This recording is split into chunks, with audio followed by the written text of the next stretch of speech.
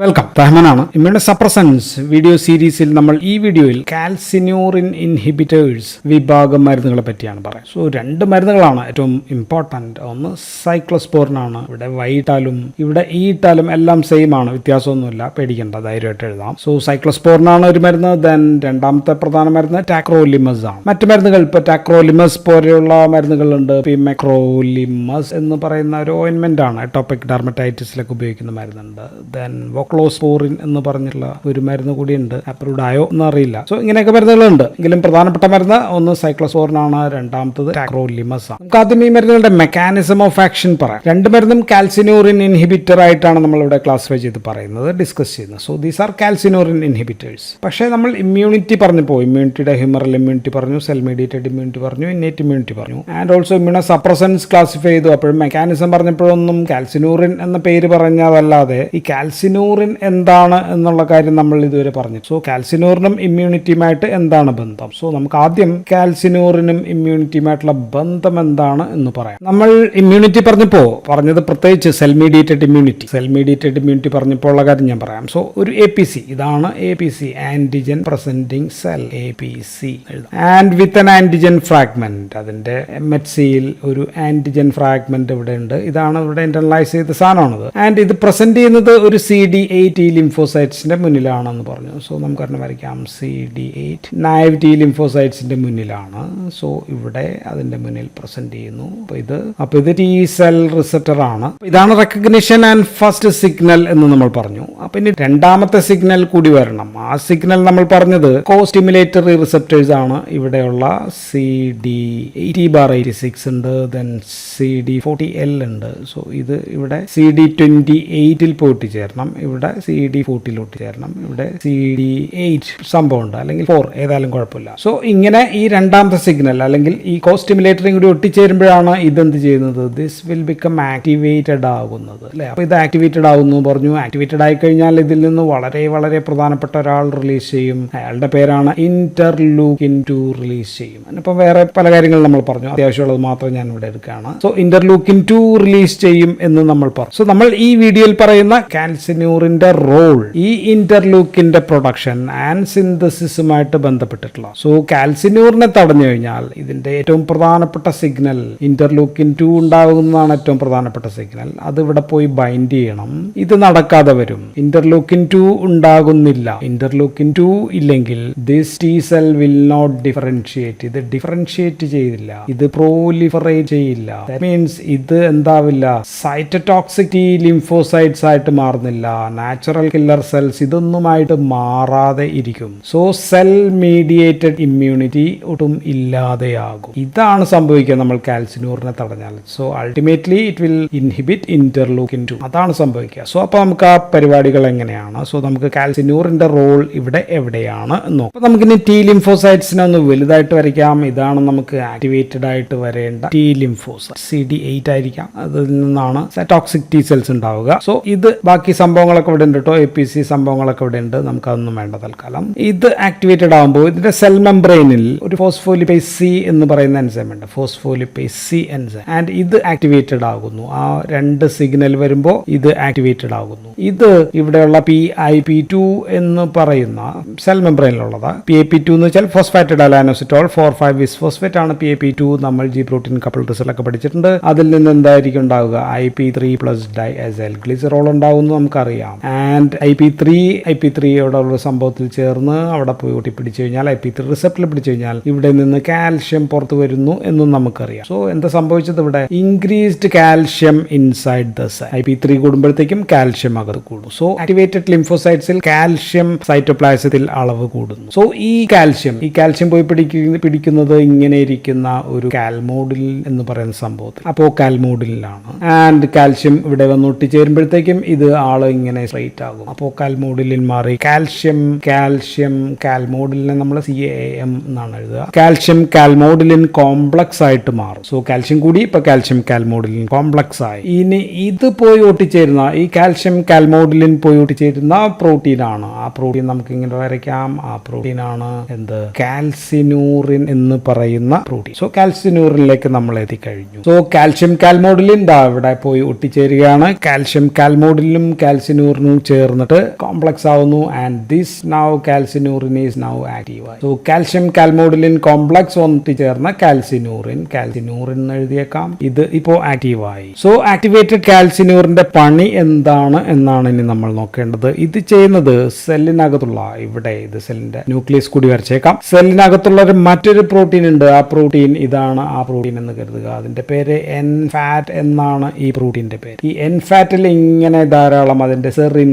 Threonine സൈറ്റുകളിൽ ഒരുപാട് phosphate ഇങ്ങനെ പിടിപ്പിച്ചിരിക്കുകയായിരിക്കും. ആൻഡ് ആക്ടിവേറ്റഡ് ആയിട്ടുള്ള കാൽസിനൂറിന്റെ പണി ഈ ഫോസ്ഫേറ്റ് മുറിച്ച് മാറ്റുക എന്നുള്ളതാണ്. ഫോസ്ഫേറ്റിനെ dephosphatase. So it's a serine threonine dephosphatase enzyme ആണ്. അപ്പോൾ എൻ ഫാറ്റിൽ നിന്ന് ഫോസ്ഫേറ്റ് എല്ലാം വെട്ടി കളഞ്ഞ് മുറിച്ച് മാറ്റി കഴിഞ്ഞാൽ this NFAT is now active. എൻ ഫാറ്റിന്റെ പേര് ന്യൂക്ലിയർ, പേരൊന്ന് ശ്രദ്ധിക്കുക, nuclear factor of activated T cells. Activated T സെൽസിലുള്ള ന്യൂക്ലിയർ ഫാക്ടർ എന്നാണ് ഇതിന്റെ പേര്. അപ്പൊ അതിന്റെ അർത്ഥം എന്താ? ഇവൻ ഇവിടെ ഇരിക്കേണ്ട ആളല്ല, ഇവൻ DNA ക്കുള്ള ന്യൂക്ലിയസിൽ പോവേണ്ട ആളാണ്. അപ്പൊ ഇതിപ്പോ ഫ്രീ ആയി. കാൽസിനൂറിൻ വഴി അതിന്റെ ഫോസ്ഫേറ്റ് മാറിപ്പോ ഇയാൾ ഫ്രീ ആയി. ഇവൻ ഇപ്പൊ ഇങ്ങോട്ടേക്ക് പോവുകയാണ്, ഇവൻ ഇവിടെ പോയി ഒട്ടിച്ചേരുകയാണ്. So it's a transcription factor ആണ്.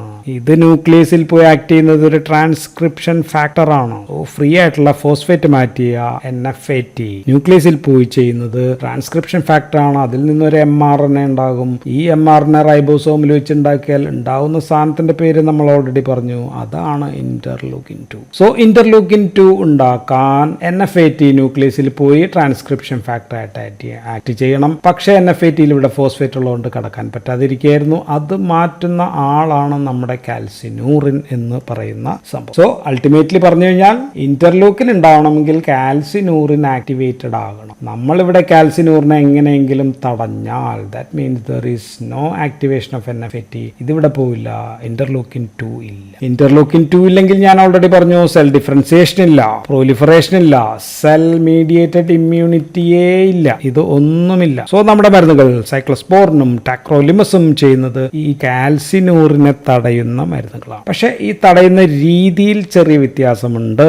സോ അത് നമുക്ക് എന്താ നോക്കാം. അപ്പോൾ നമ്മൾ സൈക്ലോസ്പോറിൻ എന്ന മരുന്ന് കൊടുത്താൽ സൈക്ലോസ്പോറിൻ അത് ടി സെല്ലിന്റെ ഉള്ളിലെത്തുന്നു. ടി സെല്ലിന്റെ ഉള്ളിൽ ഒരു പ്രോട്ടീൻ ഉണ്ട്, അതിന്റെ പേരാണ് സൈക്ലോഫിലിൻ. സോ സൈക്ലോഫിലിൻ എന്ന് പറയുന്ന ഒരു പ്രോട്ടീനിൽ പോയിട്ട് നമ്മളുടെ സൈക്ലോസ്പോറിൻ ഒട്ടിച്ചേരുന്നു. ഇത് രണ്ടും കൂടി ഒട്ടിച്ചേർന്ന സാധനം പോയി ഒട്ടിച്ചേരുന്നത് ഈ കാൽസിനൂറിനിൽ പോയിട്ടാണ് ഒട്ടിച്ചേരുക. കാൽസിനൂറിൽ പോയി ഒട്ടിച്ചേർന്ന് കഴിഞ്ഞാൽ ആർക്ക് പിടിക്കാൻ പറ്റില്ല, കാൽഷ്യം കാൽമോഡിലിൻ അവിടെ ഒട്ടുന്നില്ല. അപ്പൊ എന്താ സംഭവിക്കുക? ഇത് ആക്റ്റീവ് അല്ല. Calcineurin is not now active. Calcineurin active അല്ലെങ്കിൽ NFAT ഇവിടെ കിടക്കും. അവന് ന്യൂക്ലിയസിലേക്ക് പോകാനോ ഇന്റർലൂക്കിൻ ഉണ്ടാക്കാനുള്ള പണി ചെയ്യാനോ ഒന്നും പറ്റില്ല. സോ നമ്മുടെ മരുന്ന് cyclosporin binds with cyclophilin and it bind together binds to calcineurin. So it's a calcineurin inhibitor ആണ്. ഇത് നടന്നില്ലെങ്കിൽ സബ് കഥം, ഇവിടെ എല്ലാ പണിയും തീർന്നു, ഇന്റർലൂക്കിൻ ഇല്ല. അപ്പൊ നമ്മുടെ രണ്ടാമത്തെ മരുന്ന് ടാക്രോലിമസോ. ടാക്രോലിമസ് ചെയ്യുന്നത് ഇതിപ്പോ ടാക്രോലിമസ് ആണെങ്കിൽ അത് ഇവിടെ സെല്ലിനകത്ത് എത്തുന്നു. ആൻഡ് ഇത് ബൈൻഡ് ചെയ്യുന്ന പ്രോട്ടീന്റെ പേര് ഒന്ന് ഓർത്തിരിക്കുക,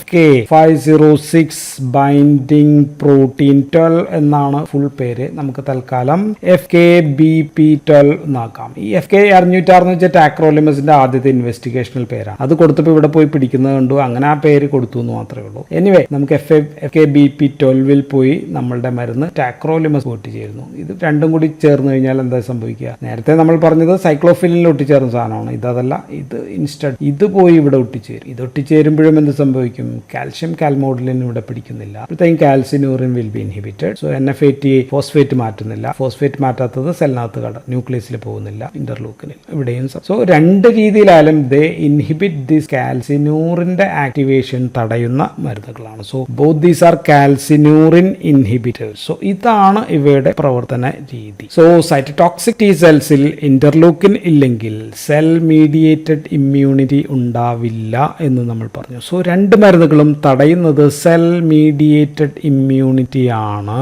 സോ അതുകൊണ്ട് these are important in organ transplants അല്ലെ. ഓർഗൻ ട്രാൻസ്പ്ലാന്റേഷനിൽ നമുക്ക് തടയേണ്ടത് സെൽ മീഡിയേറ്റഡ് ഇമ്മ്യൂണിറ്റി ആണ്. ഹ്യൂമറൽ ഇമ്മ്യൂണിറ്റിയിൽ ഇവയ്ക്ക് റോൾ ഉണ്ടോ എന്ന് ചോദിച്ചു കഴിഞ്ഞാൽ കാര്യമായ റോളില്ല. കാരണം ഈ സെല്ല് വേറൊരു സെല്ലായിരുന്നു അവിടെ നമ്മൾ പഠിച്ചത്. So humoral immunity is almost intact ആണ്. അത് നമുക്ക് ഗുണമാണ് അല്ലെ, ആന്റിബോഡി പ്രൊഡക്ഷൻ ഒക്കെ നടക്കും.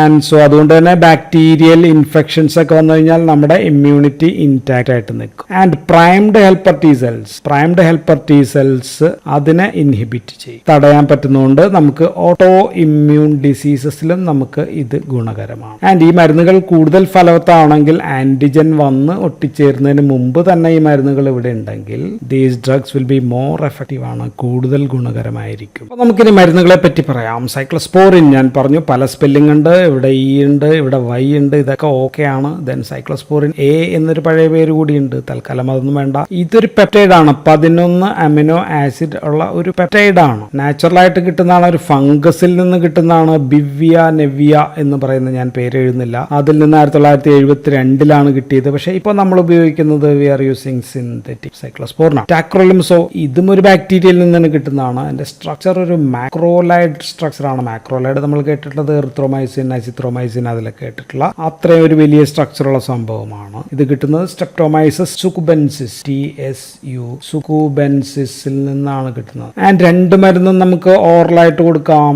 സോ ഓറൽ തന്നെ സസ്പെൻഷൻ, ക്യാപ്സ്യൂൾ അങ്ങനെയുണ്ട്. 2ഉം ഇഞ്ചക്ഷൻ ആണ്. ടാക്രോലിമസ് ഇന്ത്യയിൽ ഇഞ്ചക്ഷൻ ആണോ കിട്ടുന്നതാണെന്ന് അറിയില്ല. ആൻഡ് 2ഉം ക്രീമായിട്ട് അവൈലബിൾ ആണ്. സൈക്ലോസ്പോറിൻ ഐ ഡ്രോപ്സ് ആയിട്ട് വരെ അവൈലബിൾ ആണ്. സോ ഡിഫറെന്റ് ഫോർമുലേഷൻസ് അവൈലബിൾ ആണ്. ഇനി സൈക്ലോസ്പോറിന്റെ പ്രധാനപ്പെട്ട ബ്രാൻഡ് എന്ന് പറഞ്ഞാൽ ഒന്ന് സാൻഡിമ്യൂൺ ആണ്, സാൻഡിമ്യൂൺ എന്നാണ് അതിന്റെ പേര്. രണ്ടാമത്തത് നിയോറാൽ എന്ന് പറയുന്നു. ആൻഡ് ഇത് രണ്ടും ബയോ അവൈലബിലിറ്റി വ്യത്യാസമുള്ള ബ്രാൻഡുകളാണ്. ബ്രാൻഡിന്റെ ഡിഫറെന്റ് ഫോർമുലേഷൻസ്, ഉദാഹരണം സിറപ്പ് അല്ലെങ്കിൽ ക്യാപ്സ്യൂൾ പണ്ട് ഒരേപോലെ കഴിക്കാൻ പറ്റില്ലായിരുന്നു. ഇപ്പൊ പക്ഷേ അത് ബയോ അവൈലബിലിറ്റി സെയിം ആണ്. പക്ഷേ 2 ബ്രാൻഡുകൾ തമ്മിൽ ബയോ ഇക്വലന്റ് അല്ല എന്ന് ഓർത്തിരിക്കുക. എന്ന് വെച്ചാൽ നമുക്ക് ഈ മരുന്ന് കിട്ടിയില്ലെങ്കിൽ നേരെ ഈ മരുന്ന് പോയി കഴിച്ചു കഴിഞ്ഞാൽ സെയിം എഫക്റ്റ് ആയിരിക്കണമെന്നില്ല. ആൻഡ് ടാക്രോലിമസ് ആണ് ഇതിൽ മോർ പൊട്ടന്റ്, 100 ഇരട്ടി പൊട്ടന്റ് ദാൻ സൈക്ലോസ്പോറിൻ ആണ് ടാക്രോലിമസ്. അപ്പൊ ഡോസ് കുറച്ച് മതി. 2 മരുന്നും ഫുഡ് വിൽ ഇന്റർഫിയർ. ഫുഡ് ഇല്ലാതെ കഴിക്കുന്നതാണ് കൂടുതൽ ബ്ലഡ് ലെവൽ കിട്ടാനായിട്ട് നല്ലത്. ഫുഡ് ഉണ്ടെങ്കിൽ ബ്ലഡ് ലെവൽ കുറയും. 2 മരുന്നും മെറ്റബോളൈസ് ചെയ്യുന്നത് CYP3A4 വഴിയാണ്. അതുകൊണ്ട് CYP3A4നെ ഇൻഡ്യൂസ് ചെയ്യുന്ന ഇപ്പോൾ റിഫാമ്പസിൻ ആയാലും പെൻറ്റോബാർബിറ്റോൾ അങ്ങനെയൊക്കെയുള്ള മരുന്നുകളാണെങ്കിൽ മരുന്നിന്റെ ഗുണം അല്ലെങ്കിൽ അളവ് കുറയും. അപ്പോൾ നമ്മൾ അളവ് കൂട്ടേണ്ടി വരും. അല്ലെങ്കിൽ ഇൻഹിബിറ്റേഴ്സ് ആണെങ്കിലോ CYP3A4 ഇൻഹിബിറ്റേഴ്സ് ആണെങ്കിൽ മരുന്നിന്റെ ടോക്സിറ്റി വർദ്ധിപ്പിക്കാനുള്ള ചാൻസ് ഉണ്ട്. ഇനി കൈനറ്റിക്സിൽ തന്നെ ഡോസുമായിട്ട് ബന്ധപ്പെട്ടുള്ള ചില കാര്യങ്ങൾ പറഞ്ഞാൽ ഈ മരുന്നിന്റെ സൈക്ലോസ്പോറിൻ ഇസ് എ ലോ അല്ലെങ്കിൽ നാരോ തെറാപ്യൂട്ടിക് ഇൻഡെക്സ് ഉള്ള ഒരു മരുന്നാണെന്ന് വെച്ചാൽ കുറച്ചങ്ങോട്ട് കൂടിയാലോ കുറഞ്ഞാലോ പ്രശ്നമാണ്. കുറഞ്ഞാൽ ഗുണമില്ല, കൂടിയാൽ ലോ സേഫ്റ്റി ഓഫ് മാർജിൻ ആണ്. അതുകൊണ്ട് ഇതിന്റെ ബ്ലഡ് ലെവൽ നമ്മൾ മോണിറ്റർ ചെയ്യണം. സോ തെറാപ്യൂട്ടിക് ഡ്രഗ് മോണിറ്ററിംഗ് വേണ്ട മരുന്നാണ്. സോ നമ്മൾ ആദ്യം ഇഞ്ചക്ഷൻ കൊടുക്കുക 3 to 5 mg/kg IV ഒക്കെ കൊടുക്കും. പിന്നീട് കുറച്ച് ഡോസ് കൂട്ടിൽ കൊടുക്കും. പിന്നെ നമ്മൾ ഡോസ് സ്ഥിരമായിട്ട് കൊടുക്കുമ്പോൾ ഡോസ് കുറയും. അപ്പോൾ നമ്മൾ ആദ്യം ഒരു 150 to 200 μg/L ഒക്കെ ഉണ്ടെങ്കിൽ പിന്നീട് നമ്മൾ ഒരു 50 to 180 μg/L ആണ് നമ്മുടെ ഒരു സ്റ്റാൻഡേർഡ്. സോ അപ്പോൾ അതിന് TDM ചെയ്ത് കഴിഞ്ഞാൽ എഫക്റ്റീവ് ആയിരിക്കും. ബ്ലഡ് ലെവൽ നമുക്ക് നോക്കേണ്ടി വരും. ആൻഡ് ടാക്രോലിമസിനും TDM ഒക്കെ ചെയ്യാം. ഇതിന്റെ ഡോസ് എന്ന് പറയുന്നത് 0.05 ഞാൻ പറഞ്ഞു പൊട്ടന്റ് ആണ്. 0.1 mg/kg ആണ് കിഡ്നി ട്രാൻസ്പ്ലാന്റിൽ. ലിവറിലാണെങ്കിൽ കൂടുതൽ കൊടുക്കണം, 0.1 to 0.2 mg/kg ആയിരിക്കും ഡോസ്. ആൻഡ് ടാക്രോലിമസ് കുറേം കൂടി ഈസിയാണ്. സൈക്ലോസ്പോറിന്റെ അത്രയും TDMO അങ്ങനത്തെ കാര്യങ്ങളൊന്നും കാര്യമായിട്ടില്ലെങ്കിലും കുഴപ്പമില്ല. ദെൻ സൈക്ലോസ്പോറിൻ ഇതിന്റെ എലിമിനേഷൻ ത്രൂ ബൈലിലൂടെയാണ് നടക്കുക. സോ ലിവറിലൂടെ ബൈൽ ഡിപ്പെൻഡന്റ് ആണ്. പക്ഷെ ദിസ് ഈസ് ത്രൂ കിഡ്നി വഴിയാണ് ഇത് പുറത്തേക്ക് പോവുക. സോ ലിവർ ട്രാൻസ്പ്ലാന്റേഷനിൽ അപ്പോൾ ഏതായിരിക്കും നല്ലത്? ലിവർ ട്രാൻസ്പ്ലാന്റേഷൻ ഈ മരുന്നായിരിക്കും കൂടുതൽ. ആൻഡ് 2ഉം ക്രീമായിട്ട് അവൈലബിൾ ആണ്. ടാക്രോലിമസിന്റെ ക്രീം 0.03 to 0.1% ആണ്. ടോപ്പിക്കൽ പറ്റുന്നത് എറ്റോപിക് ഡെർമറ്റൈറ്റിസ് അങ്ങനെയൊക്കെയുള്ള എക്സീമ ഇതിലൊക്കെ നമ്മൾ ഉപയോഗിക്കുന്ന മരുന്നാണ്. ടാക്രോലിമസ് മാത്രമല്ല, അതിന്റെ വേറൊരു മരുന്ന് ടെൻസിറോലിമസും ഇങ്ങനെയുള്ള അത് നമുക്ക് ഉപയോഗത്തിൽ പറയാം. അപ്പൊ നമുക്കിനി ഇവിടെ യൂസസ് ഓർ ഉപയോഗങ്ങൾ പറഞ്ഞാൽ 2 മരുന്നും കാൽസിനോറിൻ ഇൻഹിബിറ്റേഴ്സ് ഓർഗൻ ട്രാൻസ്പ്ലാന്റേഷനിൽ ഏറ്റവും പ്രധാനപ്പെട്ട widely used or number 1 drug of choice ആണ് ഇൻ ട്രാൻസ്പ്ലാന്റേഷൻ സർജറീസ്. സോ അതിൽ തന്നെ ടാക്രോലിമസ് ആയിരിക്കും കൂടുതൽ പ്രിഫേർഡ്. ഈവൻ ഹെപ്പാറ്റിക് ആണെങ്കിൽ കുറച്ചും കൂടി മോർ പ്രിഫേർഡ് ആണ്. സോ അതിനുശേഷം ഉള്ള അക്യൂട്ട് റിജക്ഷൻ ഉണ്ടെങ്കിൽ അക്യൂട്ട് റിജക്ഷൻ അത് സപ്രസ് ചെയ്യും മരുന്ന്. സോ അതിനുപയോഗിക്കാം. ദെൻ മെയിൻ്റനൻസ് ഫേസിൽ കുറച്ച് നാൾ ഇങ്ങനെ പോകുമ്പോൾ മെയിൻ്റനൻസ് ഫേസിൽ ഉണ്ടാകുന്ന ക്രോണിക് റിജക്ഷനും നമുക്ക് ഈ മരുന്ന് ഉപയോഗിച്ചിട്ട് കുറയ്ക്കാം. സോ അതിലും ഫലമുണ്ട്. അപ്പോൾ ഇതാണ് ഏറ്റവും important use in organ transplantation ആണ് പ്രധാനപ്പെട്ട യൂസ്. രണ്ടാമത്തെ use is in autoimmune കണ്ടീഷൻസിൽ നമുക്ക് ഈ മരുന്നുകൾ ഉപയോഗിക്കാം. അത് മിക്കവാറും സ്റ്റിറോയിഡ്സ് കൊടുത്തിട്ട് സ്റ്റിറോയിഡ് റെസിസ്റ്റന്റ് ആയിട്ടുള്ള കേസിലാണ് നമ്മൾ ഇത് ഉപയോഗിക്കുക. സൈക്ലോസ്പോറിൻ നമുക്ക് ഉപയോഗിക്കാം. ഉദാഹരണത്തിന് അൾസറേറ്റീവ് കൊളൈറ്റിസ് ആണെങ്കിൽ കൊടുക്കാം. നെഫ്രോട്ടിക് സിൻഡ്രോം ഇങ്ങനെയൊക്കെയുള്ള കേസുകൾക്ക് നമുക്ക് ഇത് കൊടുക്കാം. മറ്റുപയോഗങ്ങൾ രോഗങ്ങൾ പറയുകയാണെങ്കിൽ ഇപ്പോൾ ഉദാഹരണത്തിന് റുമറ്റോയ്ഡ് ആർത്രൈറ്റിസ് കൊടുക്കുന്നുണ്ടോ ഇല്ലയോ വേറെ കാര്യം, കൊടുക്കാവുന്നതാണ്. ഡെർമറ്റോളജിയിൽ നമുക്ക് ഗ്ലൈക്കൻ പ്ലാനസിൽ നമുക്ക് കൊടുക്കാം. വിറ്റിലിഗോ അതിനകത്ത് നമുക്ക് യൂസ് ചെയ്യാം. ടോപ്പിക് ഡെർമറ്റൈറ്റിസ് ഞാൻ പറഞ്ഞു, ഇവിടെ ടാക്രോലിമസിന്റെ ക്രീം അവൈലബിൾ ആണ് ടോപ്പിക് ഡെർമറ്റൈറ്റിസിന്. റൊസേസയിൽ നമുക്ക് കൊടുക്കാം, റൊസേസിയിൽ നമുക്ക് കൊടുക്കാം. ടോപ്പിക്കൽ മതിയെങ്കിൽ അങ്ങനെയൊക്കെ ആയിരിക്കും നമ്മൾ കൊടുക്കുക. സോ ഇവിടെയൊക്കെ നമുക്ക് ഇതായിരിക്കും. ദെൻ സൈക്ലോസ്പോറിൻ ഐ ഡ്രോപ്സ് നമ്മൾ കൊടുക്കുന്നത് എപ്പോഴെങ്കിലും നമുക്ക് ഇൻക്രീസ് ടിയർ സെക്രീഷൻ വർദ്ധിപ്പിക്കാനായിട്ട് നമുക്ക് കൊടുക്കാം. കെരാറ്റോ കൺജങ്ക്റ്റൈറ്റിസ് സിക്ക അതിനകത്ത് ഉപയോഗിക്കാം. അല്ലെങ്കിൽ allergic eye diseases or conditions, dry eyes ഉണ്ടാകുന്ന കണ്ടീഷൻസിൽ നമുക്ക് ഉപയോഗിക്കാം.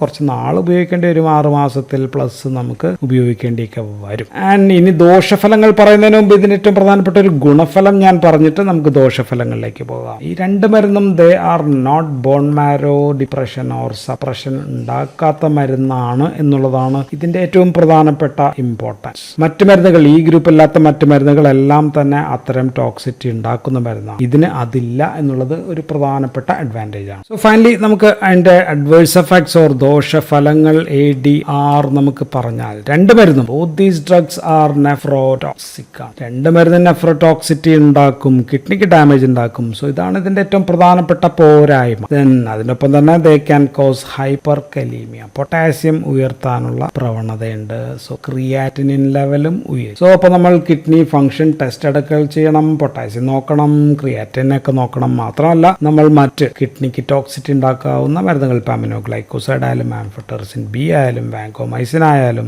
NSAID, സോ ഇതൊക്കെ കഴിയുന്നതും ഒഴിവാക്കുക കൂടി നമുക്ക് ചെയ്യേണ്ടി വരും. അതാണ് നെഫ്രോടോക്സിറ്റി. നെഫ്രോടോക്സിറ്റിന് വർദ്ധിച്ചു കഴിഞ്ഞാൽ നമുക്ക് ഈ മരുന്ന് ഡിസ്കണ്ടിന്യൂ ചെയ്യാം, മറ്റ് നെഫ്രോടോക്സിറ്റി ഇല്ലാത്ത മറ്റു മരുന്നുകളിലേക്ക് മാറ്റേണ്ടി വരും. ഇനി 2 മരുന്നും ഹൈപ്പർ ഗ്ലൈസീമിയ ഉണ്ടാക്കാം. Hyper glycaemia means increased blood sugar level വർദ്ധിപ്പിക്കാം. അപ്പോൾ ഡയബറ്റീസ് ഒന്നും ഇല്ലാത്ത ഒരാൾ വരികയാണെങ്കിൽ അയാൾക്ക് പുതുതായിട്ട് ന്യൂലി ഡയഗ്നോസ്ഡ് ഡയബറ്റീസ് ഉണ്ടാക്കാം എന്നുകൂടി മനസ്സിലാക്കുക. 2 മരുന്നിനും ന്യൂറോടോക്സിസിറ്റി ഉണ്ടാക്കാം. ഹെപ്പാറ്റോടോക്സിറ്റി 2നും ഉണ്ടാക്കാം. അത് തന്നെ സൈക്ലോസ്പോറിനാണ് കൂടുതൽ, ഇതിന് അത്രയും ഇല്ല എന്ന് നമുക്ക് പറയാം. ആൻഡ് ഈ 2 മരുന്നും പോസ്റ്റ് ട്രാൻസ്പ്ലാന്റിന് ശേഷം ഉണ്ടാകാവുന്ന ലിംഫോമ അല്ലെങ്കിൽ ക്യാൻസർ ചിലപ്പോൾ ഉണ്ടാക്കാവുന്ന മരുന്നുകളാണ് എന്നും കൂടി ഒന്ന് ഓർക്കുക. ഇനി സൈക്ലോസ്പോറിന് മാത്രമുള്ള ചില പ്രത്യേക സൈഡ് എഫക്ട്സ്, ഒന്ന് ഇൻക്രീസ്ഡ് ബ്ലഡ് പ്രഷർ, BP കൂട്ടാം, ഹൈപ്പർ ടെൻഷൻ ഉണ്ടാക്കാം എന്നുള്ളതാണ്. ഒരു 50% പേരിൽ ഇത് ഉണ്ടാക്കുന്നത്. രണ്ടാമത്തത് ഇൻക്രീസ്ഡ് കൊളസ്ട്രോൾ ലെവലാണ്, ഹൈപ്പർ കൊളസ്ട്രോലീമിയ ഉണ്ടാക്കാം എന്നുള്ളതാണ്. അതേപോലെ തന്നെയാണ് ഹൈപ്പർ യൂറിസീമിയ ഉണ്ടാക്കാം, യൂറിക് ആസിഡ് ലെവലും വർദ്ധിപ്പിക്കാം. ഇനി സൈക്ലോസ്പോറിന്റെ 2